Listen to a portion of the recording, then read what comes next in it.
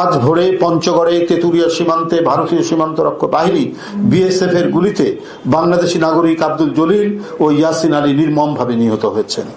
BGB বিষয়টি নিশ্চিত করেছেন যে তাদের দুজনকে হত্যা করা হয়েছে। আমাদের দেশের বিজিবি সীমান্তরক্ষী বাহিনী ভারত যেন এখন সরাসরি এই যে ভোট কেন্দ্র যাই হোক, আপনাদের কাছে তো নিশ্চয়ই এগুলো আছে, আমরা দেখতে চাই না।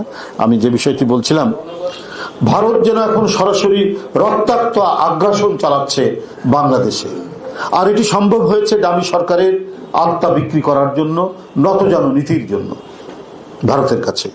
মার্কিন যুক্তরাষ্ট্রের পুলিশের গুলিতে দুজন বাংলাদেশি নিহত হওয়ার তীব্র প্রতিবাদ জানিয়ে প্রধানমন্ত্রী শেখ হাসিনা সেটির বিচার চেয়েছেন।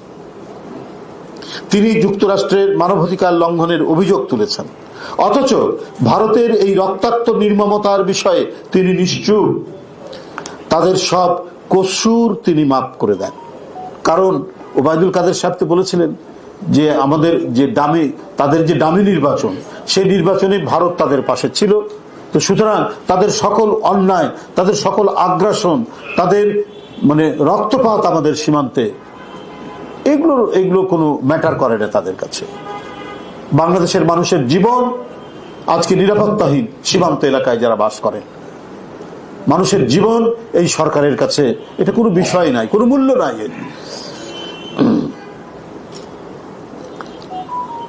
বাংলাদেশ ভারত সীমান্তে বিএসএফ এর রক্ত পিপাসুর মাত্রা দিন দিন তীব্র হচ্ছে।